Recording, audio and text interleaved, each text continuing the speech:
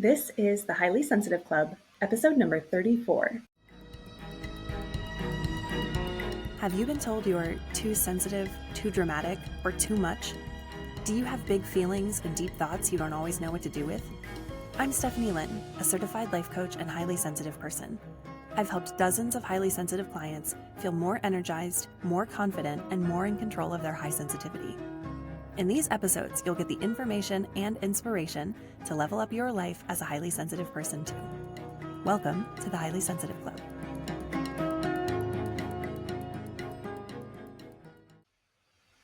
Hello there, highly sensitive person, and welcome to this week's episode of the Highly Sensitive Club. Imagine that you are going into a meeting at work. Maybe it's a new social event. Maybe you're going to a book club for the first time, or a BTS gathering for the first time, or flashback to your first day of school or your first day of class in college. You were probably taking it slow. Maybe you sat in the middle or in the back of the room so that you could observe everybody else. If you are in a meeting, maybe you took one of the ones furthest away from the front of the room or along the sides, and you probably just observed for that first day. Maybe you knew someone, maybe you didn't if it was your very first time, but you were probably taking it a little slow, maybe talking to the people around you, but not being big or boisterous or going out of your way to connect with the whole class or the whole room or the whole meeting all at once, especially on your first time. Now, imagine that you come home and you're talking to your best friend or your family or your partner, and you're gushing all about your first day. You're sharing all of the details, all of the context. You're filling in all of your thoughts and all of your feelings as you were going through things, and your observations and your opinion of what the rest of the semester might look like, or what the boss wants, or how the social gathering went and what the vibe was. Does this feel familiar? You go to a place and you keep yourself kind of small. Maybe you're just observing, you're taking things in. And then when you're in a safe environment, you are super expressive and you want to share all the things. This is extremely normal for highly sensitive people, which is why in this episode, I want to talk about how to be authentic with safety. And this is very important for everyone, but especially for highly sensitive people. And this topic came up because I was having a great conversation with another highly sensitive person who was talking about how she felt like she wasn't being entirely herself when she would go into meetings, and she felt like maybe she was holding something back. And I want to address this because I feel like a lot of highly sensitive people feel this way, and I was definitely one of those people too. I had this idea that it was an either or a black and white situation, which is a very common cognitive distortion, in which you're either completely authentic and you're exactly the same way in every situation, or you hide something, or you avoid things, or play small, and there's no room in between. You're not being fake. You're not presenting a different version of you or being someone that you're not. You're just being selective about the parts of you that you're bringing and who you're being in that moment. I know that you have a rich inner world as a highly sensitive person. If you were to zoom in through your eyeballs and see everything that was going on behind you, it would be a very rich and very colorful world that's going on behind you. The way that you replay memories, the way that you're going over conversations again is pretty intense, and it can be a lot of information, and that works for you. Everything that's going on in your head is very vivid and very intense and very dynamic. So, of course, it makes sense that when you are around your close people, you are very expressive with them because you feel safe to let out a lot of that inner world and to share it outwardly with the people that you trust and care about. This probably means that you are using a lot of sound effects to express yourself. Your facial expressions are over the top, or they're very humorous or comical so that you can really communicate how you're feeling. Another one of my HSP friends, shout out to you, Kat, says that gifts and music are her love languages, which totally makes sense. Often people will send me things via text, and my response will be a GIF, because you never know when Chris Pratt is just going to be able to express it a little bit better than an emoji can in that moment. Of course, you're extremely expressive, and you probably have all of these funny quirks when you're communicating with the people that you know, like, and trust who are close to you in your life. I like to come up with narrative songs. So I'll take tunes or melodies that already exist, and then I will insert some lyrics about the cats or doing chores, something like that. Maybe one day it will strike me and I will share one on a podcast episode. But the thing is, when you go into these unfamiliar situations, it's not that you're not being yourself. It's that you're being selective about which parts of you that you're sharing with other people and how much of them you're sharing. And this is actually a really good thing because I bet the more comfortable you get and the more familiar you are with the other people, the more of yourself that you're going to reveal and the more of your personality that you bring in. This actually shows that you have really healthy boundaries and really good instincts. This is not a bad thing.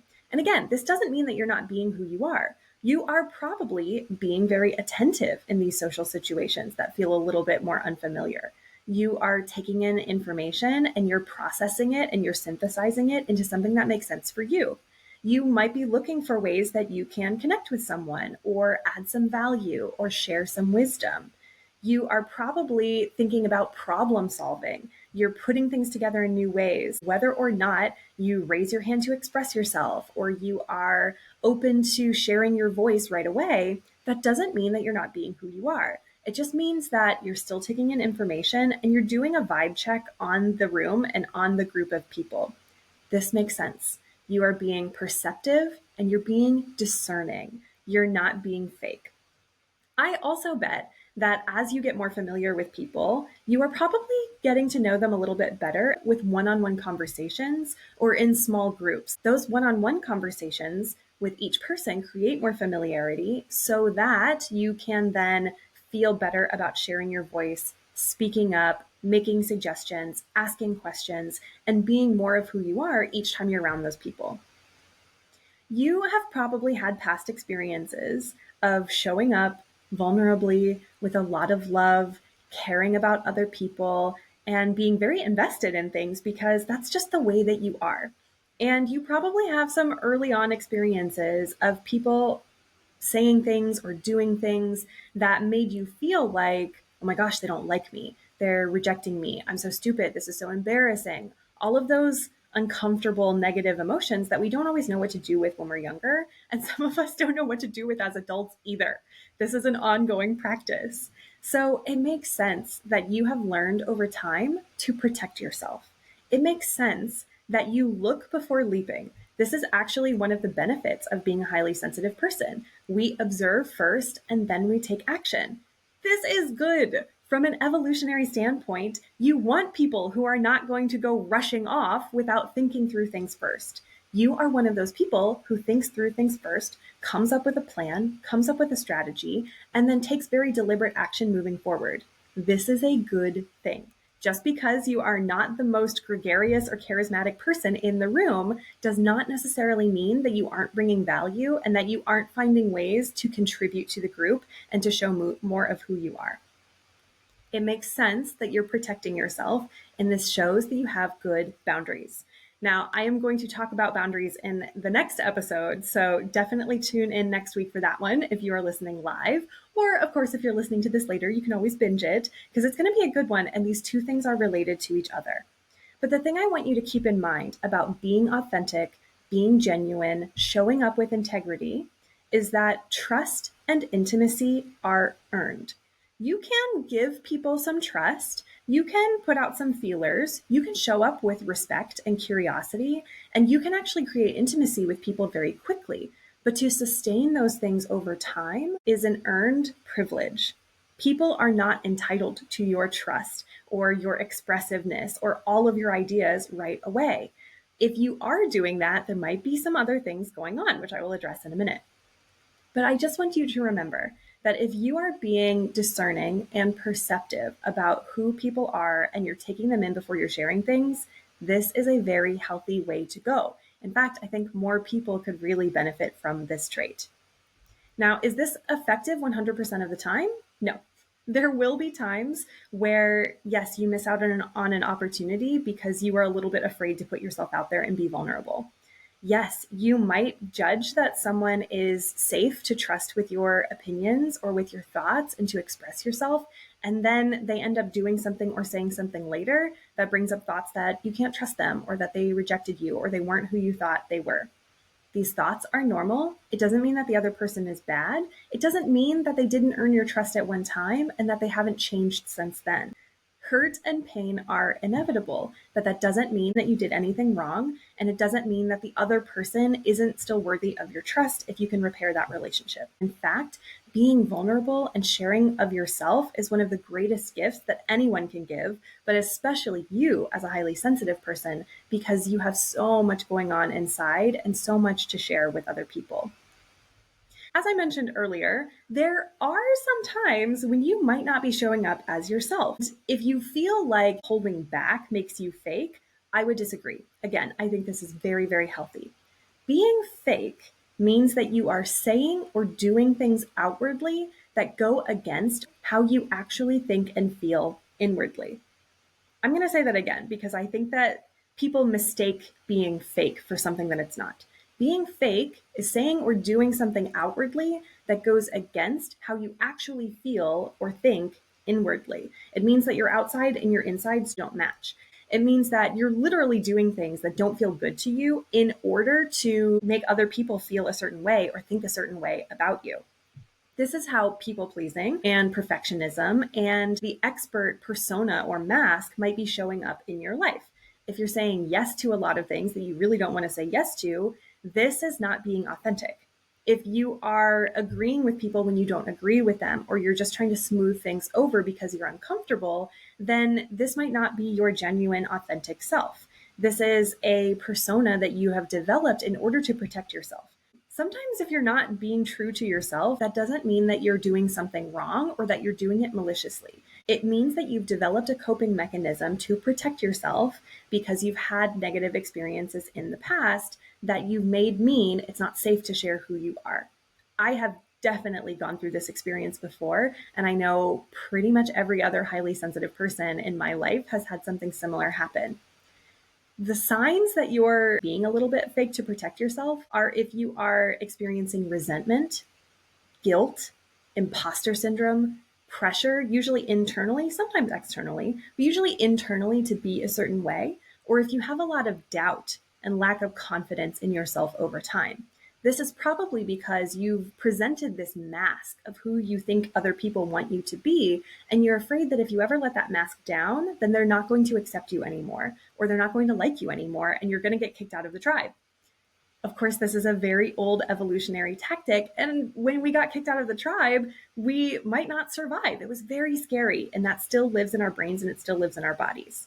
The nice thing about being in this day and age is that there are so many people around us, way more people than our primitive selves had access to. And that means that if you part ways with someone and your relationship ends, it's not the end of the world. There are still people. You can still make new friends. You can find new work with great employees, with a great culture that you love. You can start your own business and start working with people who really care about and appreciate the things that you're putting into the world. You have lots of opportunities to build new relationships with people who care and trust who you are behind the mask, even when you drop the mask. The people that you have shown it to might have a little bit of an adjustment period, but a lot of times the more honest and real you're being with them, the more likely they are to just readjust to who you actually are. When someone connects with a mask you're putting on, they can only go so far. They can't get to that depth that we highly sensitive people really like to get to because they're only connecting with that mask. They're only connecting with that persona you've created. When you drop that mask or that persona, which it makes sense to have, then you can start connecting, and then you can actually start to see whether the people around you are worthy of your trust and your intimacy and your vulnerability or not. This doesn't make them bad people. It doesn't mean you're in a bad situation necessarily, although that could be true. It just means that you can show up differently. You can protect your authentic self in those moments and create that safety for yourself. And then once you have established that you've got your own back, it's much easier to change that situation, whether that's finding a new job, going out on your own and taking up the entrepreneurial banner, whether that means building new friendships or creating new romantic partnerships. It is okay to let people see who you are, because that will be the fastest way for them to show you who they are. And you can continue to be perceptive and discerning about who you want to trust and hold close to you. As a highly sensitive person, even if you're an extrovert, of which 30% of highly sensitive people are, there's still probably a pretty small group of people that you feel particularly close to. These are the people who are privy to your most intimate thoughts, your deepest fears and anxieties, and your hopes and dreams. The more that you can build into those relationships and pour into those relationships, the more safety you create to take out into the world. Most importantly, pouring into yourself, loving and accepting yourself no matter what, quitting the habit of beating yourself up and judging yourself when you do the slightest thing wrong, being able to have your own back and to build a great relationship with yourself internally. That is where ultimate safety comes from. And when you have that ultimate safety, you can be a little bit uncomfortable. You can experience those negative emotions, and you can still make it through to the other side and experience the whole breadth of your humanity and your human experience, because you've got your own back. Your relationship with yourself is the longest, most intimate relationship you are ever going to have with anyone else. Only you know what's most authentic, what's most intimate, and what's most vulnerable for you. So the more you can build that relationship with yourself, the more you know when you're being fake and putting on a mask or a persona, or when you're just being discerning about how much of yourself you're showing. And it is perfectly okay for you to share so much of yourself in certain situations, and then to show more and more of yourself as people get close to you. And they earn that trust and they earn that respect. Just to recap, if you are one of those people who is a little bit more quiet and a little bit more observant when you're in unfamiliar social situations with new people, this does not mean you are fake. It means that you are just showing a little bit of yourself, not your whole self. And this is a good tactic. This actually shows that you have healthy boundaries, that you are not depending on other people for validation, and that you know who you are and you know who to trust with the real parts of you. If you have those openings in your armor, not everyone has earned that trust in order to get close to you. Only the people that you let in are privy to the huge expressiveness that is all of you. And that is a good thing. It means that you have healthy boundaries. This is different from being fake, which is when you are saying or doing things outwardly that don't match how you actually think and feel inwardly. Signs that you are being fake are resentment, guilt, anger, doubt, internal pressure, and a sense of imposter syndrome, because you don't know whether people are still going to like you and accept you and respect you if you let down that mask. You absolutely can let down your personas and let people start to see more of your vulnerable self. You can take those baby steps to be able to let down those personas so that you can be more and more of yourself as you go. And you have the abilities to be able to tell when someone is safe to share things with or not. If you're interested in this topic, definitely tune in next week for the episode on boundaries, because being authentic and safe is very much tied up in having very good boundaries with yourself and having clear preferences and clear desires. So that is a little teaser for next week's episode. If you liked this episode, I would love for you to go to stephanielynn.com, that's Linn, and I will have the link in the show notes, and book a call with me, or send me an email at steph@stephanielynn.com. I would love to hear from you and see whether this episode resonated with you. Feel free to leave a review on Spotify or on Apple Podcasts, wherever you're listening to your podcasts. And this is on YouTube as well. Drop me a line and let me know if this episode resonated with you. Your likes, your comments, your reviews, your subscriptions actually do help other highly sensitive people find this podcast. And that is my hope, that we can build a club together of a place where highly sensitive people know that they belong and that they're welcome. Thank you so much for listening to this week's episode, and I will see you on the next one.